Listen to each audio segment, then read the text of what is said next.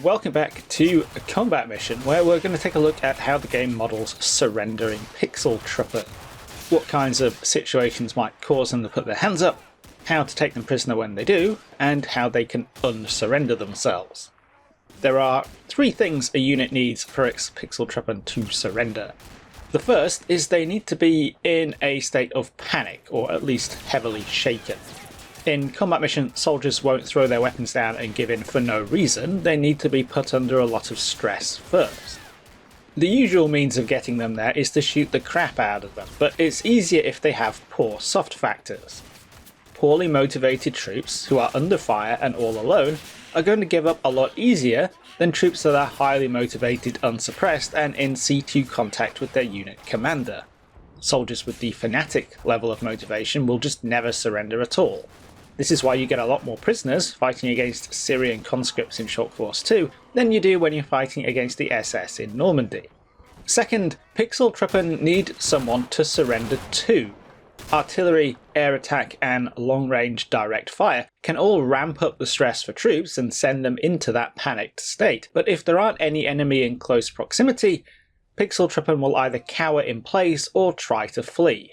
So if there are enemy soldiers within about 75 meters and the unit is aware of them, then individual Pixel Trooper might throw down their weapons, put their hands up and try to surrender. In this surrendering state, they won't move, they won't use their weapons, and they're ready to be taken prisoner. They are not safe while they're like this though.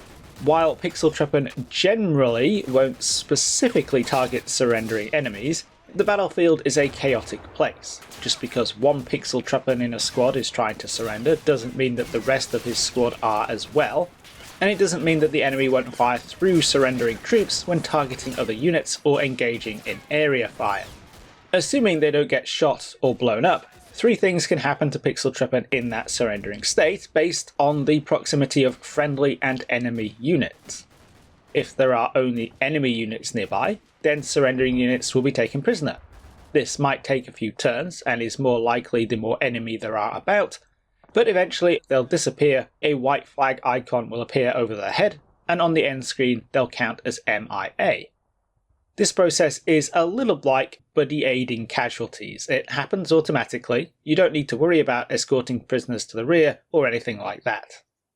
If there are friendly and enemy units near Pixel Trooper trying to surrender, then they won't be taken prisoner. They'll stay in that state until the situation changes.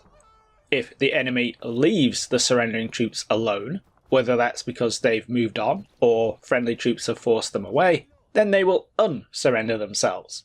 They'll pick their weapons up and function as normal, with the caveat that they're probably in a very brittle morale state.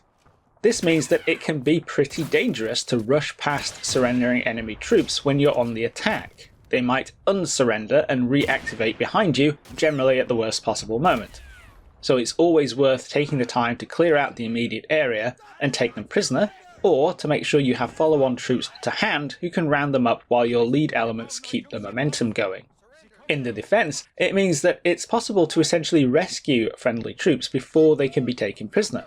Whether that's worth doing, or whether they're going to slow the enemy down more by trying to surrender than by fighting, is going to depend a lot on the situation.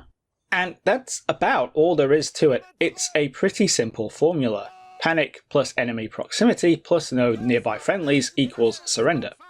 Hope you all find this look at combat missions surrender mechanics useful and interesting. If you'd like to watch these videos early and support the channel, you can do so via Patreon and YouTube memberships. Whether you do or not, thanks for watching and I'll see you in the next one.